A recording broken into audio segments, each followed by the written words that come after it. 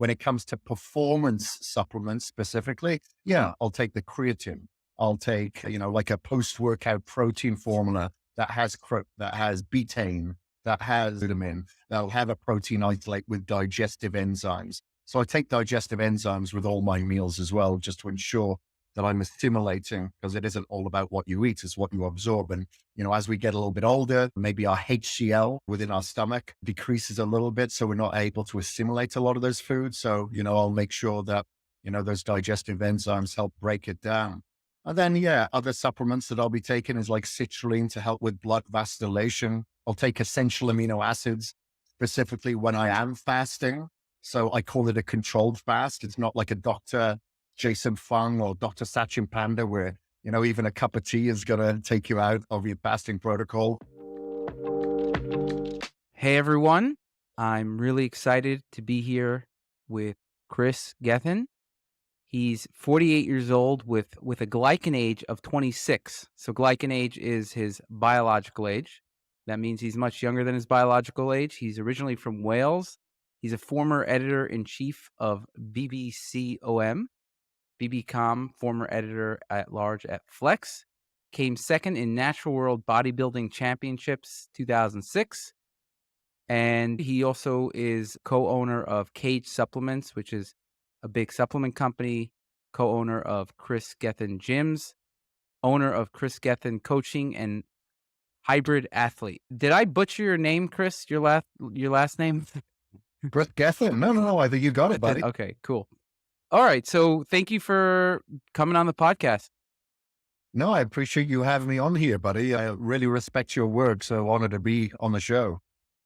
All right. Awesome. Thanks.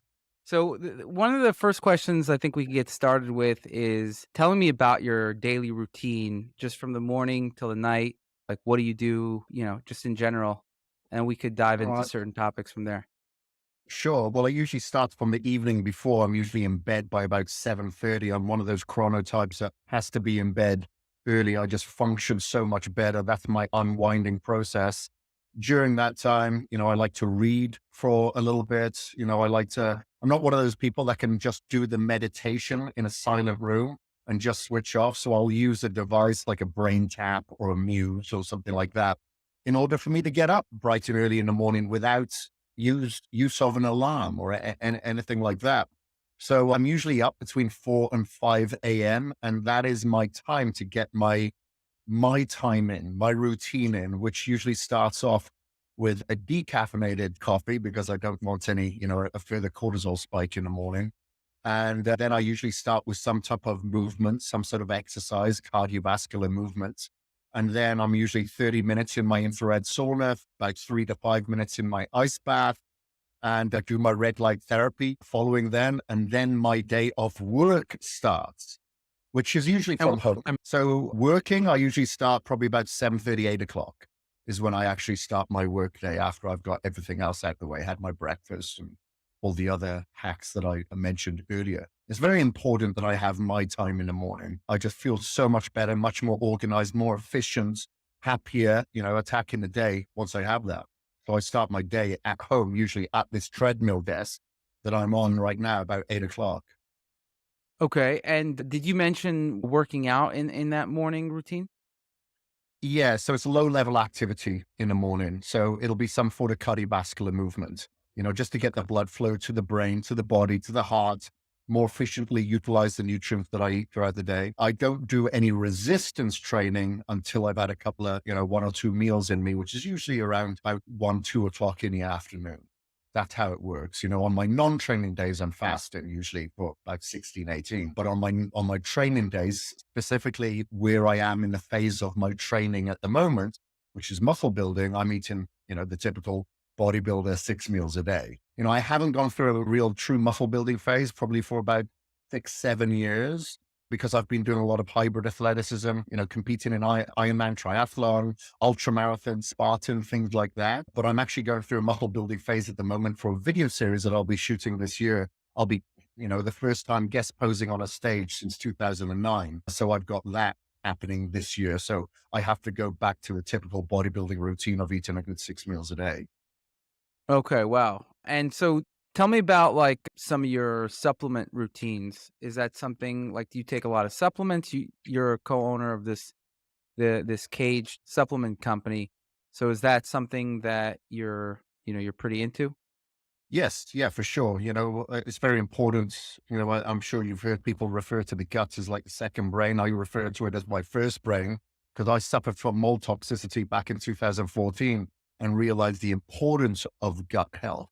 And so that's when I started going down the rabbit hole of, making sure that everything wasn't genetically modified or grass fed or humane raised or covered in glyphosate, antibiotics, etc. So, I do make sure that I look after my gut with different strains of probiotics, dependent on where my blood reports lie is dependent on a lot of the supplements I take. But I'll take a lot of the longevity products, whether they be astragalus, glutathione, PQQ, NAD3+, liposomal vitamin C, etc.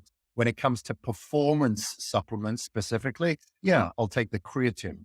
I'll take, like a post-workout protein formula that has betaine, that has vitamin, that'll have a protein isolate with digestive enzymes. So I take digestive enzymes with all my meals as well, just to ensure that I'm assimilating, because it isn't all about what you eat, it's what you absorb. And, as we get a little bit older, maybe our HCl within our stomach decreases a little bit. So we're not able to assimilate a lot of those foods. So, I'll make sure that, those digestive enzymes help break it down. And then, yeah, other supplements that I'll be taking is like citrulline to help with blood vasodilation. I'll take essential amino acids specifically when I am fasting. So I call it a controlled fast. It's not like a Dr.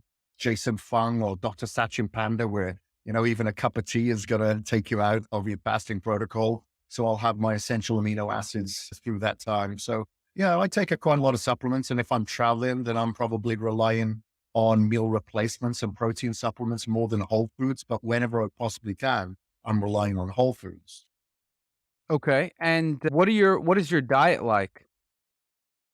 The diet is pretty standardized. Like I've done everything. I've done keto, carnivore, paleo, etc. And I always keep coming back to, more so a split of macros between my protein and carbohydrates. So I'm usually going about 30% proteins and around 40 in carbohydrates, coming mostly from like tubers or, organic oatmeal, quinoa, rice, etc. Anything that isn't going to cause me too much of a blood sugar spike. So I wear the blood glucose monitor to keep an eye on that. I'm getting healthy fats, from MCTs, egg yolk, having certain types of nuts. I'll usually eat a barucha nut more than anything. I find, that agrees with me a little bit better than any other nuts. And, making sure that I'm getting extra virgin olive oil that has been harvested within 3 months. So it isn't like sat on the shelves just going rancid. Interesting. Okay. And I'm actually thinking about getting a glucose monitor. Have you found that it really helped you figure out which foods are spiking your blood glucose and hone Yeah. in on your Yeah. diet? Yeah, for sure. I started using one in 2017 before you could get them everywhere online. I was using the Dexcom G6, which cost a couple of grand back then, had to get it prescribed. And, I used that for about a year just to experiment. For instance, if I'm going to take an ice bath in the morning and eat the exact foods that I did the day before without having an ice bath, would it affect my blood glucose? So, there was a lot of experiment there throughout the first year. And then I stopped wearing one because I felt like I didn't need one. But now I wear one again because I am doing a series every now and again when I'm traveling. I'll say, okay, healthy Indian foods exposed or healthy American foods exposed. So I'm testing foods that people deem as healthy, but maybe from a blood sugar standpoint, it isn't healthy. And if it is good, but it's got terrible ingredients, and I'll list that as well. So that's why I'm utilizing it at the moment. And I find it very good for both myself and my clients to get a better gauge when they should take certain foods or carbohydrates at certain times. Interesting. Yeah, I saw on your Instagram that you were going through different foods and seeing how it spiked your blood glucose. Now I get why you were wearing that glucose monitor. Yeah, So, it's like what, the tests that you do with the supplements, sometimes you just put yourself on the line just to see, look, yeah. okay, is it going to have an efficacious dose? Is it going to have an effect? And what is that effect? I think it's interesting what you said about what your macro breakdown is, 30% protein, 40% carbs, and I assume 30% fat.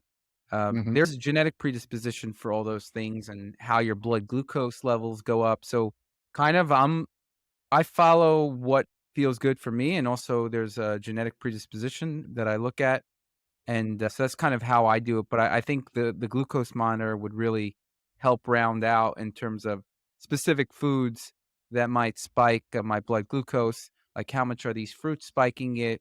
Different kinds of fruits. So I think that would be cool. When you Yeah, take especially in supplements, season. yeah, when you take supplements, do you notice an effect on them, or you're just looking at what the research shows or what you think you should take based on XYZ, and that's why you take them rather than noticing a difference? It's a balance of both. I definitely notice when I take creatine or if I have beta alanine, helps with the lactate buffering, or if I'm, taking citrulline, I notice the blood vasculation. I'm able to get a better mind muscle connection, especially on the posterior chain, muscles that I'm not necessarily seeing while I'm working them. I definitely notice those effects. I do notice glutamine as it's with its effect on my gut. I feel better. I have clients that suffer from cystic fibrosis and they said the same, and obviously they're more intuitive and sensitive to that issue than I would be. The only ones that I'd say that I don't really feel an effect are like my essential amino acids. When I take them during my workouts, is it working? Am I feeling less fatigue? It's debatable. It's debatable. But, I just want to make sure that I have a good, strong nitrogen balance right now as I'm trying to put on muscle. And again, when I go into a calorie deficit, to try to ensure that I'm not getting too catabolic, especially during my workouts, which is the most catabolic time of the day, especially the way that I train. I train with a lot of volume and a lot of intensity. So that's why I take in a lot of carbohydrates as well. If I train very low volume, I wouldn't take in anywhere near the carbohydrates that I do. But I love cardio as well. I do cardio every single day. I'm one of those freaks that just loves doing cardio. So that's why I go a little bit higher on glycogen as well. So there's a different balance, obviously if you're taking a multivitamin, are you really going to feel the difference? Probably not. So there's some in there that I'll do feel the effects and others that it's debatable. What about, let's say, astragalus, glutathione, PQQ, the vitamin C? Yeah, Do you I'd say the notice? vitamins. The only thing that I notice when I take I'll take a vitamin C, I'll take a glutathione, I'll take like a carbon C60. I just notice that my immune system is so much stronger. Whenever I go into a calorie deficit or when I'm doing a lot of endurance work, I find that my immune system is compromised. My HRV usually drops pretty bad. And the one thing that I've noticed by taking in more of these high, stronger antioxidants, I'd say, is that my HRV doesn't tank as much. So I don't find myself immune compromised and I don't get as sick as much. That's what I'd say I've noticed. Okay. I see what you're saying. You So know, it's not in I in tell you any what, I'd say I'm throwing a few things at it though, so it's hard for me to pinpoint because I'm doing the glutathione, I'm doing like the carbon C60, I'm doing that hydrogen-rich water. A lot of these antioxidants at different times where I don't want to blunt the hormetic response, and other times like in the morning that I don't care because I'm not training in the morning. So I'm throwing a few things at it. and you find that these things, you're not sure exactly necessarily which one, but they don't tank your HRV much. Exactly. Especially when I'm in a calorie deficit. When I'm in a calorie deficit or doing a lot of endurance, my HRV tanks pretty quick because I like to train a lot. I'm one of Right. those people that overtrains because it's mental therapy for me and I don't care. But if I'm taking those antioxidants, typically I'd say hydrogen and then the carbon C60, that's when I notice the difference. Why do you take the carbon C60? I used to take it, but then I stopped actually. Yeah, I take the My Vital C version. That is a Nobel winning active carbon for its antioxidant support. Okay. It's much stronger than, that's proven, much stronger than say a vitamin C. But the actual supplement formula that I take at the moment actually happens to have vitamin C in there as well as the astragalus, as well as a glutathione. So it's just in there, but I just find it a much stronger antioxidant. Interesting. The reason I stopped taking C60 is I couldn't find enough benefits about, like, normally I need to take something, there has to be a certain amount of benefits that are applicable to me. There weren't enough, and then I found one Mhm. study in which the animals lived even less long when they were taking C60. So I think there was one that showed longer, or one that showed shorter. So I think I was just like, I don't know, this is not really a longevity supplement so much, and it's not as studied as some of the other ones, right? It's not, but Well, that's yeah, just me. not I as don't know. Yeah. yeah. Check out My Vital C. That's the only one that I have found that has tested on humans. Okay, interesting. But going back to your HRV, let's say, what is your typical HRV, and what does it go down to when you're overtraining? Yeah, if usually it's around the 40s. I notice with the HRV, it's different on different people, dependent on where they're from. And on which device is that, by the way? 40 on like an uh, Aura or on an Apple Watch or so I am using something called a Hanu right now. Jay Wiles, who is the co-host with Ben Greenfield, he created something that's called a Hanu, which, it's it's an EMG. So it's a wearable around your chest. So it's much more accurate than say the Aura Ring for HRV because you're getting it in real time, specific, very, very specific time. And what I really like about that, unfortunately, they're still developing this. It's been out for less than a year. If you walk away from your phone, then it disconnects and you have to reconnect. Mm. But what I really like about it is that I'm one of these people that is dopamine fixed. I'm, usually a lot more in a sympathetic state as opposed to parasympathetic state dominant. Is that I get constant reminders if my HRV is starting to tank, he'll say, okay, just breathe. And there's different breath work exercises you could do, even just for 1 minute, I've noticed makes a huge difference. So I use that. And if it tanks, I'm down to 22. It tanks low. If I get sick, even lower than that, but it Have you almost halves. have you tried to compare it to an Oura Ring or an Uh, Apple Watch? yeah, I've compared it to the Aura, and the variables are a little bit different. I find the Aura is great for sleep, very good for sleep, more accurate than say a Garmin, for instance. But I'd say for the HRV, I'm going to go for something like a Hanu because like I said, it's an EMG, and there is a bit of a disparity between them both. Right, that makes sense. I guess my question is, because people always ask me, and I'm always curious, like, how, if an Aura is 100 in their HRV number, what would your Hanu be if in terms of the HRV? Like, have you ever equated that at all? Yeah. So usually, let's say if I'm at like, say 44, 45 with a Hanu, I'm probably going to be like a 36, 37 on the Aura. Oh, wow. So you're saying the Aura in your case is underestimating your HRV. Correct. Correct. No, but, Have you but on the other end of the spectrum, if I test my Aura for sleep, it's higher, the quality of sleep from my like deep and REM. If I'm to test on other variables, like a Whoop or let's say a Garmin.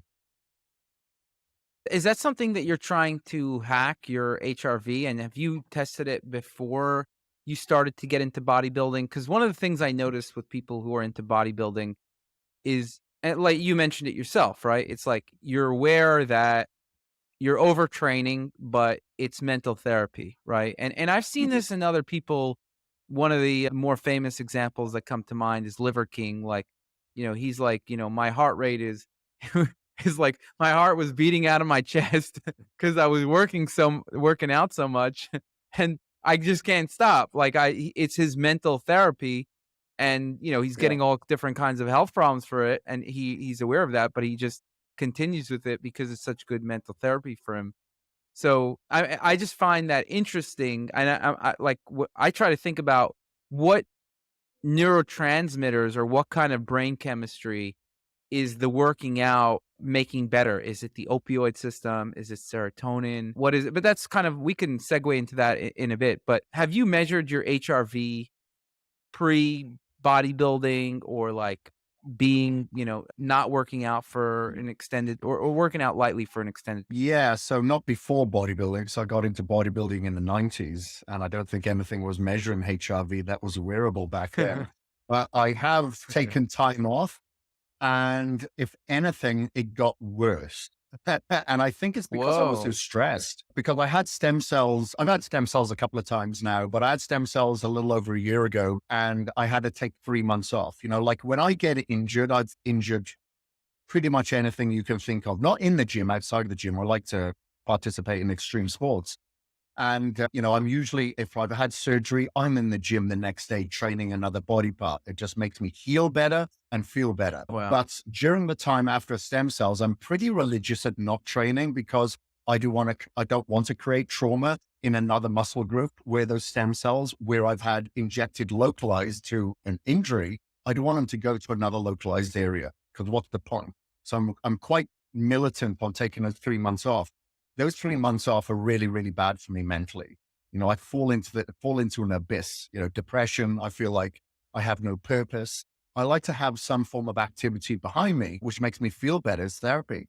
So I find that I go through a lot of stress, a lot of cortisol increases, and my HRV tends to tank as well during that time. I'm just not in a good place at that time. I'm just one of these people from a very young age. Like I started racing motocross at the age of like 6. So my identity has been a little bit attached too much to some sort of physical activity. I'm trying my best to find that happy medium. I'll go away on like a Vipassana 10-day silent retreat, and that seems to help. But I need to be more conscious of the moment and trying to meditate myself in the now. Interesting. Have you ever researched the physiology of that? Like, what is the neurochemistry? I tend to see it in kind of dopamine dominant people that are Yeah, for very sure. go, go, go, and very motivated and very, I guess maybe it's lower GABA. Like, I'm not sure. Like, what does that have to do with in terms of neurochemistry?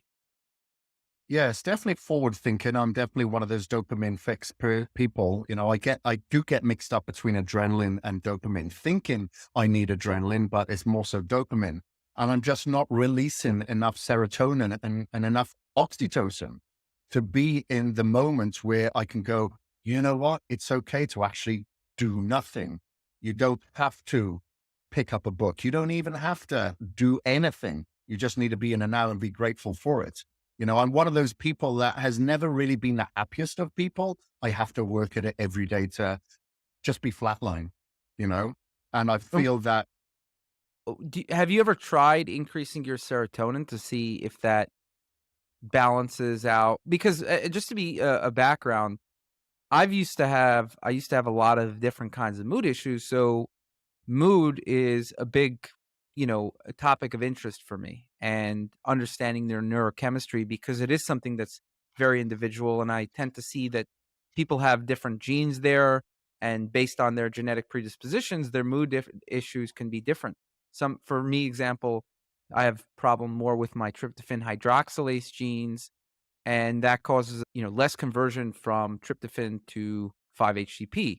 And so when I take 5-HTP or cofactors that speed up the conversion to 5-HTP, typically, like, it solves to a very, very almost completely any kind of mood issues. And I take other things as well, but essentially that's the one of the main ones. So I guess I'm curious, in people that are dopamine dominant, if people like who are dopamine dominant who take more 5-HTP, that will lower the dopamine a bit. That's based on what I understand, and also obviously increase the serotonin. I'm curious if you've ever tried that and if it's helped you. yeah, I've tried 5-HTP. I'll take like, I'd say the one thing that's helped me the most is tryptophan. I take like 1.5 grams of tryptophan every day. That helps. I've taken SAMI, I've taken GABA. Nothing has really helped me as much as tryptophan and CBD actually, but I have to take a lot of CBD. I'm usually taking about 2 grams of CBD, like it's usually about 3 tinctures of the 3,000 milligrams. I have to take a high efficacious dose of that to have a positive effect. And I usually stack that with a tryptophan, and that seems to help me. But, Okay, so that is means it, it's a serotonin issue. yeah, I mean, it's interesting that the tryptophan helps, because for me, 1.5 grams of tryptophan works, and so does the 100 milligrams of 5-HTP. They kind of work the same amount, I would say. yeah. But I I don't just know. never, Yeah. I've taken them all together. I've taken the SAMI, the GABA, the tryptophan. I've tried them in different kind of spectrums and synergies. But the thing that I just noticed the most was a tryptophan. So I was like, okay, I'll use the rest of the bottle of the 5-HTP and, you know, and I'll And just continue with the tryptophan so do you take that every day? every day. Yeah. Well, no, actually 5 days a week, 5 days a week. And 2 days do you is it because you get off all supplements or you just get off of that one? I try to cycle all my supplements to a certain degree, unless it's something like, a creatine or something like carnitin, beta alanine, because you have to make sure that you saturate the system. But for most part, because kind of like you, I take a lot of supplements and I want to be cognizant that, I try to filter them as well throughout the day because I take so much and I know that some are counteracting others. It's a pain in the ass, but, I just want, much like you, I'm like, oh, my liver enzymes used to be elevated. So I want Oh, to ensure that my liver enzymes are kind of stable. Funny thing that I found the one thing that stabilizes my liver enzymes, and people will think this is a bit woo woo, is doing coffee enemas. I know like some people like to do a hydrogen, but coffee enemas seem to work once a week to help stabilize my liver enzymes. I wouldn't say I think it's I Anne wouldn't Louise Gittelman that suggested that to me many years ago, and it seemed to work. how many supplements do you take in a day? I'd say it's probably nowhere near as you, but I'd say it's got to be 30 plus Is that pills or ingredients? pills. Pills, because you could take something that has 20 ingredients as well, right? No, Right.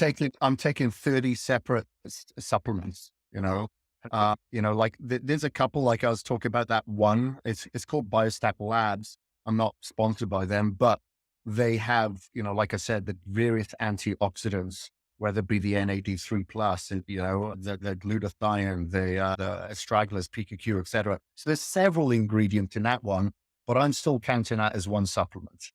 And so in your labs, I think there's, when you're taking a lot of supplements, I would say there's probably, there's a few markers that you want to look at. Two of them is liver enzymes and kidney function. And one of the reasons we spoke about liver enzymes, why do you think your liver enzymes were higher? Is that from the supplements or is that from the working out extent? Yeah, well, my kidney bun levels are a little bit high from working out extensively. There's a lot of creatinine that's, being released. So that's kind of normal. My liver enzymes were elevated because when I retired from motocross from injury, like I said, my identity had been fixated on adrenaline from the age of like 6 to the age of like 20. I turned to alcohol and drugs for many years. For about 5 years, I was just hitting it really hard. I'd gone through Mhm. depression. I didn't really know I was suffering from depression, but that's how I was healing myself from it. And, I was drinking a lot of vodka, a lot of alcohol, taking in a lot of recreational drugs. And, when I What had my age was this? this was the age of, say, 20 to 25, maybe 19. Yeah, 19 or 20 to the age of 25. I was just going, hitting it hard. And ever since having blood reports since then, and, I wasn't the healthiest of bodybuilders, as most bodybuilders are. I wasn't taking steroids as a natural bodybuilder, but I didn't care what form of foods that I was eating. I just needed to get the calories in. I just wanted to get the food in. So I know I was doing a Mhm. lot of damage over those years because, look, a bodybuilder's eating twice the amount as the average person and causing a lot more stress onto the system. So I think it was just an influx of several things that just caused the liver enzymes, but starting with the drugs and alcohol definitely had its impact.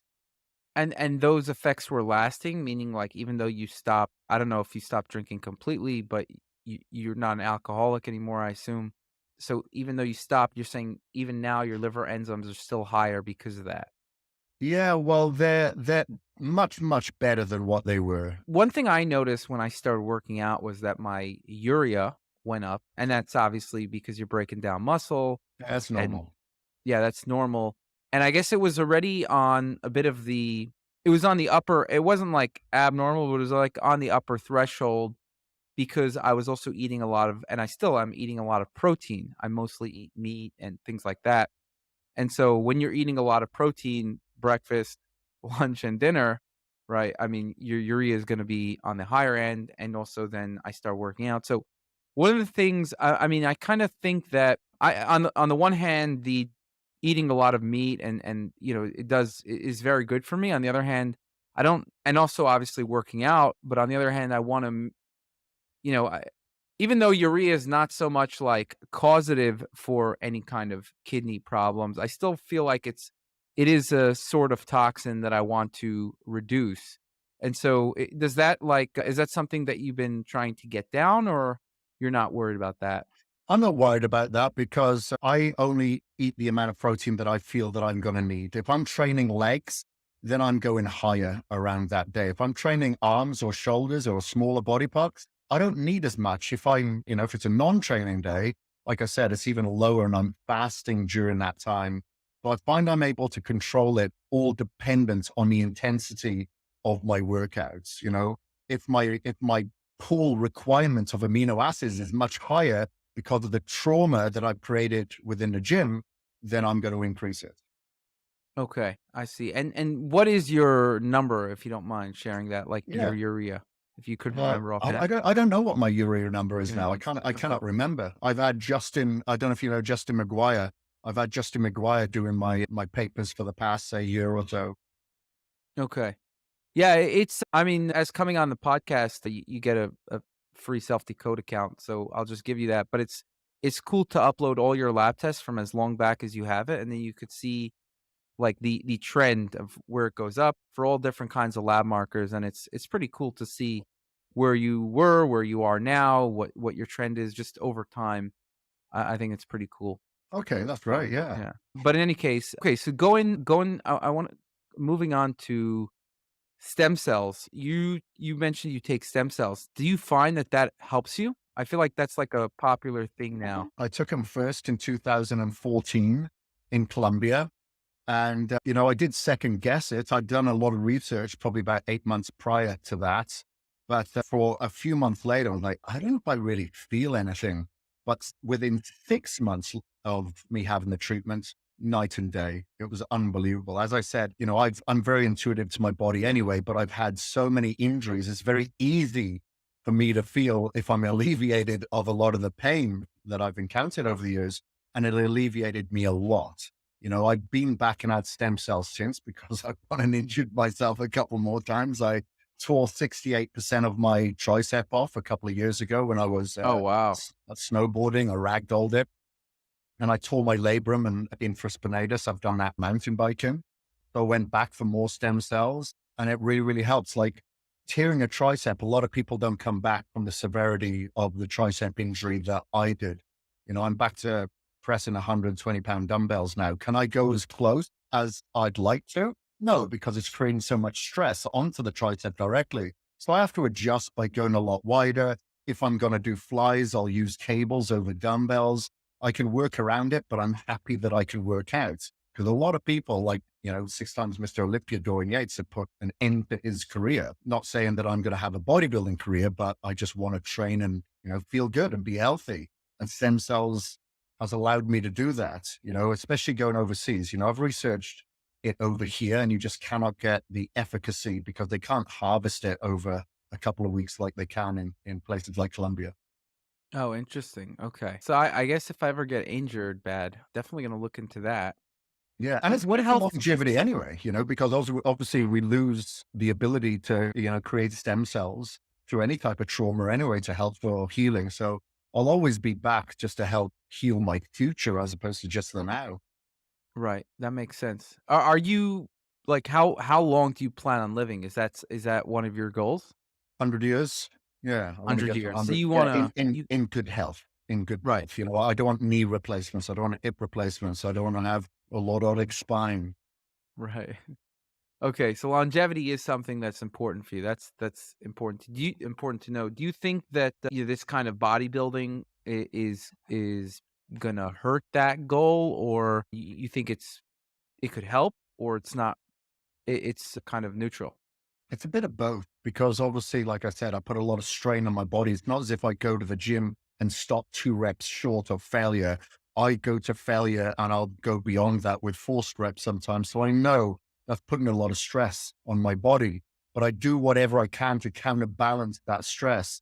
whether, like I said, and I know the environment that we live in is very different. So I do whatever I can to ensure that I'm not taking in heavy metals or I'm binding heavy metals. I'm doing my sauna, I'm earthing. I lie on a PEMF mat every night. I wear grounding trainers and I earth myself. So I'm doing, and I wear a lot of Faraday clothing, especially when I'm traveling. I'm blocking a lot of non-native EMFs. Maybe there's something to that. Maybe there isn't. But I'm just trying to do and, manage my stress outside of the time that I'm in the gym. So I know I'm in I'm in a sympathetic dominant state then. So I do whatever I can to be parasympathetic at all other times. At one stage, when I got mold toxicity, wasn't sleeping much at all now. It's very, very important to me now that I get good quality sleep. I get a good 2.5 hours of REM, if not 3, a good couple of hours of deep sleep.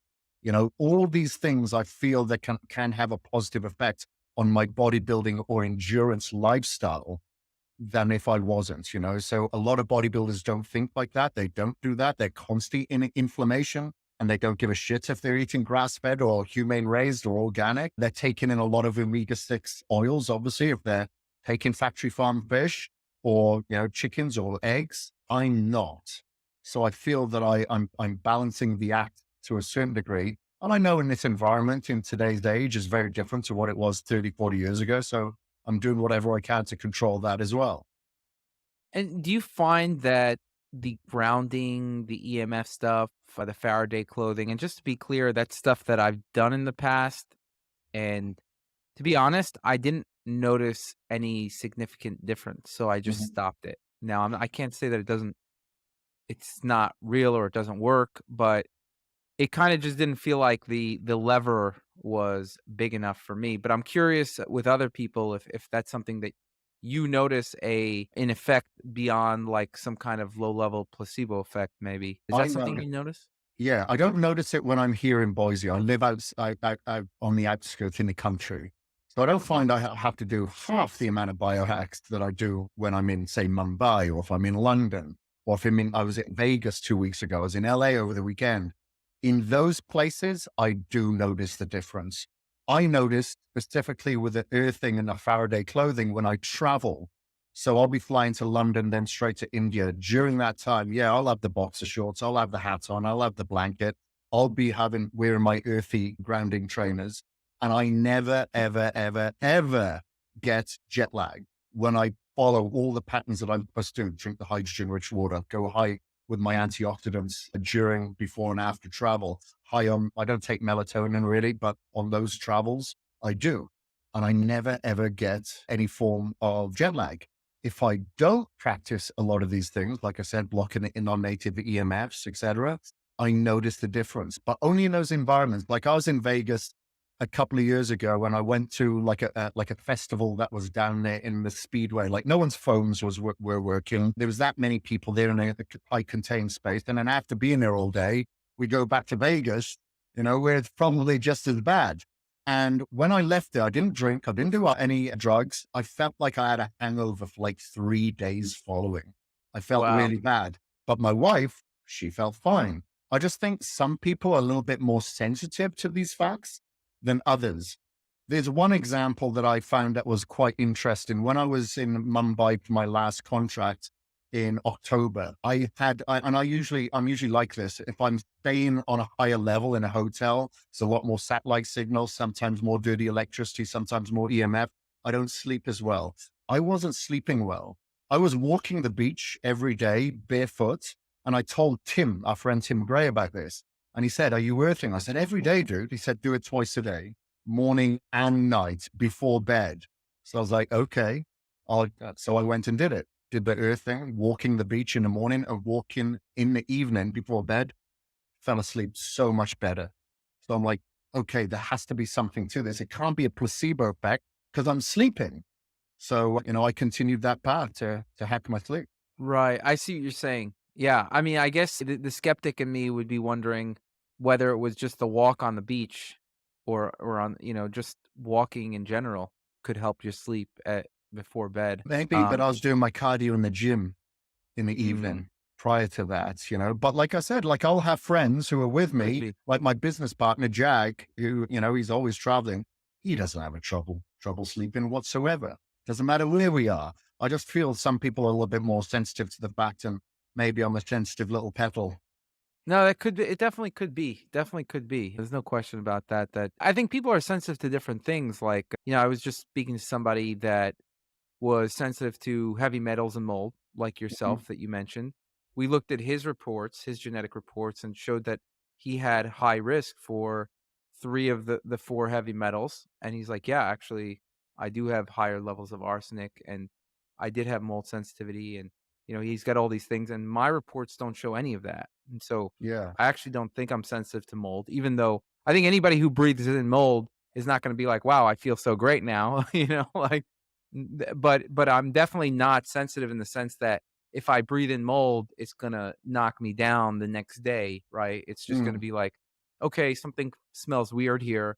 And if I'm in a, moldy environment for a while, I might find my brain function is not as good, which mm, studies do show that breathe in VOCs, mold, things like that, it's gonna impair brain function, but it doesn't affect me the next day or anything like that. Whereas people who are sensitive are going to be floored. They could be, they could be knocked out for weeks, right? So yeah. I feel like there's definitely a genetic predisposition to that. Yeah, it could be. When it comes to the mold toxicity, if I have found no correlation of this when when I've looked it up myself.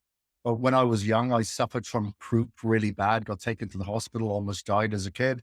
Then I had severe asthma following that. I was on Venting, Serotype, Becotide, everything that you could think of. Even when I was racing motocross, the only worry was, could I finish a race? Because the asthma was that bad. And since I've got sick a couple of times and it's turned into pneumonia.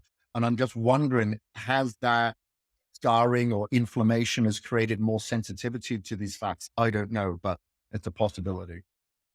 That's for sure that, even you could have the way it works is you have a genetic predisposition, and then maybe you also had some infection and some other things that kind of put that genetic predisposition into effect, or maybe you didn't have a genetic predisposition and you just had a lot of things come together that created a predisposition kind of artificially. So these both of these things can occur, whereas people can have a predisposition and don't get affected because maybe they didn't get croup or some other kinds of infections when they were younger and whatever. And so there's definitely these kinds of confounding variables.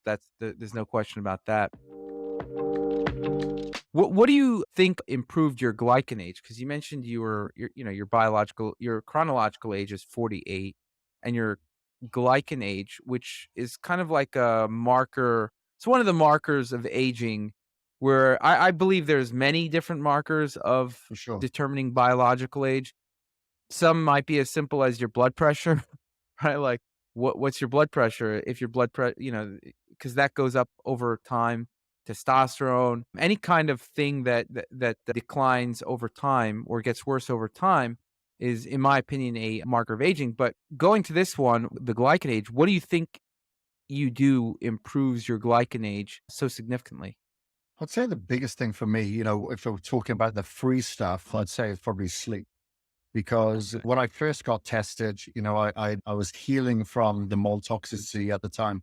And I was sleeping 3 to 4 hours a night. And it Mhm. wasn't out of choice. It's just I would literally wake up 30 minutes after going to bed thinking it's time to get up. But I've only been in bed for like 30 minutes. And I just think that caused so much stress, especially because um, I'm very dominant, because even though I was on 3 hours of sleep, I'm like, I'm still going to outwork you. I'm still going to outtrain you. And that was just making me sicker and sicker because I wasn't recognizing the symptoms. I was kind of in denial of them because I'm so disciplined. And I think that just got me in such a bad way. So then when I went, through this detoxification protocol and really started focus on fixing my sleep, I think that was probably the biggest thing. But there's so many things that I do, there's, especially when I'm getting ready for Ironman triathlon, I'm doing a lot of hyperbaric oxygen. I'm, like I said, I lie on a PEMF mat, managing my stress so much better than what I used to, making sure that I'm doing whatever I can to manage my heart rate variability. And, funny that you should say that about the correlation with testosterone, because when this is going back quite a number of years ago, 2014, my testosterone levels like 362.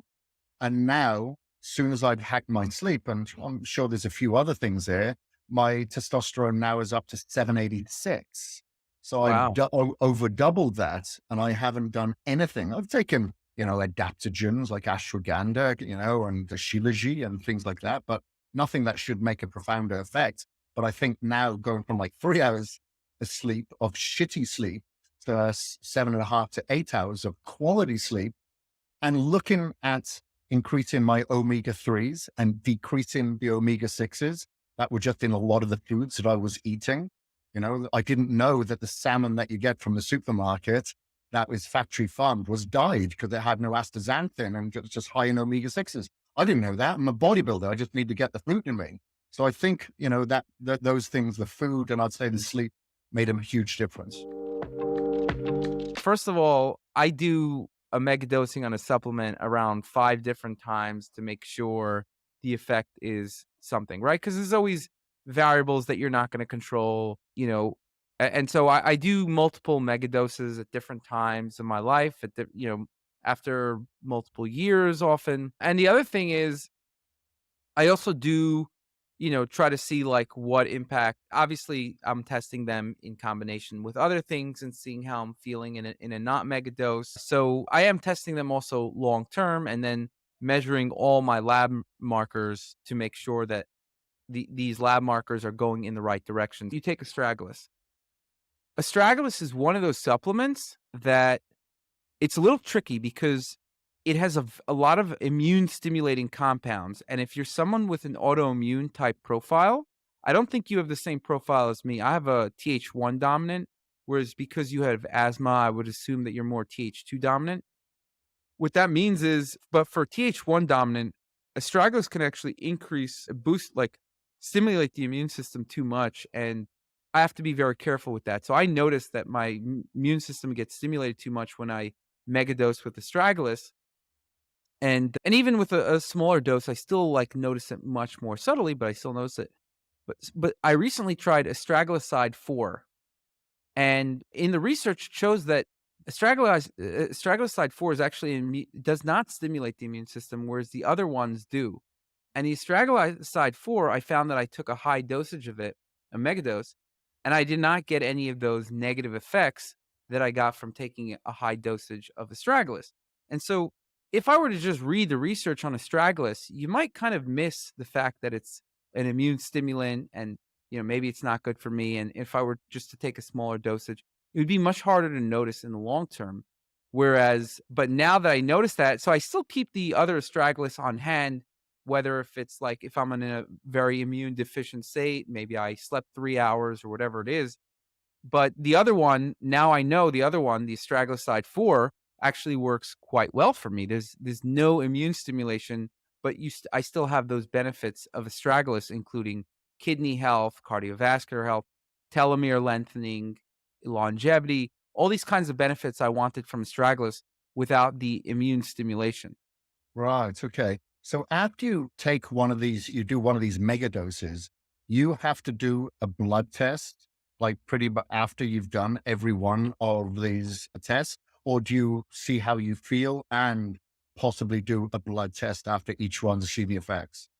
I don't test right away because that would be impractical. I also want to know it's because I want to teach other people so that they don't have to do these experiments. I don't think that it's a normal thing for people to really like take mega doses and because they don't really know what's going on. But if I do it on myself and I know what I'm doing, I know how to protect myself, I think then I can educate people a lot better. I'm very, very much into aggressive testing, especially in a period where you have a new regimen, right? So, because I also found, I don't know about you, but when I don't know something is working for me, it's hard to stay with it. Do you find that to be the case? Yeah, for sure. Like it's a little bit easier, I guess, when I've got my pill box ready, which is basically a month's worth in a fishing tackle box, where a lot of it is just, it's just habitual. It's I habitual. do the same thing. Yeah, so there's some in there that I know that I can feel the effects, but there's some in there that I don't feel the effects, but I'm taking them all anyway. So I guess sometimes it's just out of habit that I do so, but I need to understand the mechanism behind it and why it is shown in studies to work. However, I know that there is going to be a variable where it may work in me and may not work in someone else and vice versa, but I tend to do it anyway. It's just like a safe haven. If I don't feel a negative effect, but I've seen a lot of research on its positivities, then maybe I'm going to take it. You have to do it at the right time. You can't just do it while you're working out because you're not going to feel it, right? Yeah. The workout is going to just, overcome whatever you took. Like almost always, or you really have to go high, I think. But pretty much like if you work out, it's like all these kinds of hormones and cortisol. It's just gonna like you're not gonna be able to notice. You're just gonna notice the workout. So Yeah. Sometimes they can negate their effects. Like I notice, for instance, if I take like beta alanine, like carnosine by itself, or with just several ingredients, just a few ingredients, that could be an EAA, it could be a creatine, whatever.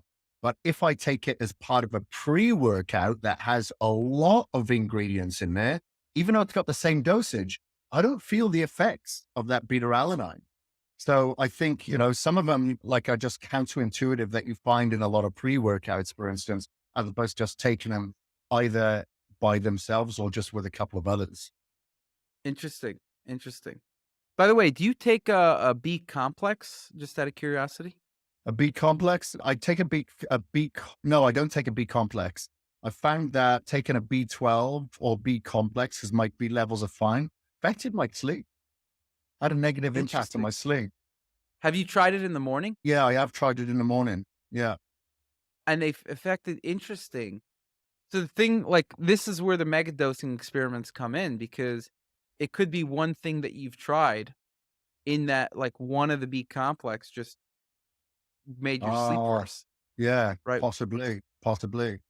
It's not likely that all the B vitamins I've megadosed each B vitamin on its own, every single one of them. Did any of them have a negative effect on your sleep at all? Like the B12 or anything? Some of them well, they did if I took them at night. So, niacin by far definitely had a negative impact on my sleep. Interesting. And, methyl like, if I take methylfolate at night, B12, I haven't noticed any of them in the morning impacting my sleep. So, B vitamins, I try to not take past 11 o'clock. Biotin couldn't impact I noticed impact in my sleep. But again, a lot of them can impact your sleep at night.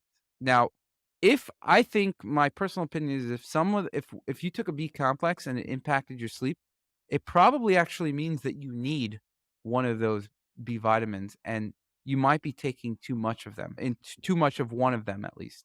Right. Okay. So you'd have to take them solo to find out which one that is. The way I see it is, generally speaking, if something is impacting you very strongly, a nutrient, the normal response from a nutrient is not to feel the impact, right? But what that could mean is it could be that you just need like a lower amount of whatever B vitamin that is causing your sleep. But if it's you take it in the morning and that still happens, then it's just you're so sensitive to it, which probably means that it's doing something for like it's giving you a lot of energy and like it could be increasing your dopamine too much, which could be a good thing, increasing your dopamine, but you might just want to titrate the dosage down. Okay. I'll give that a shot and maybe try in the forms as well before going to a complete complex. Awesome. So yeah, I really appreciate all of the supplements, the information that you got. You obviously are very educated and know a lot about this stuff. So yeah, I think I really appreciate you coming on and educating about all the ways that you improve your health. Well, thank you very much. I appreciate it. And hopefully I get to meet you this year, maybe at the Health Optimization Summit. Yeah, definitely. We definitely got to meet sometime. Very excited to do that at some point in the future. Is there anything you wanted to mention, like your Instagram or where can people find you? Anything you Yeah, want to sure. promote? Yeah, Instagram is probably the best place. If people want to just find me, they can go to Kris Gethin and just hit me up. If you've got any questions there, I'll answer you. Awesome. I love how accessible you are. Oh, You're for a very sure. friendly guy, down to earth. It's very good. Yeah, but I'm not qualified to be anyone else, so I'll stick to that. Appreciate it. All right. Awesome. Thanks a All lot. right. Thank you, brother. All right. Hope you enjoyed this. Please subscribe. Please like. Please review. Whatever it is, YouTube you like, iTunes, review it. And this way I will do more of it if I see that people are really liking this stuff.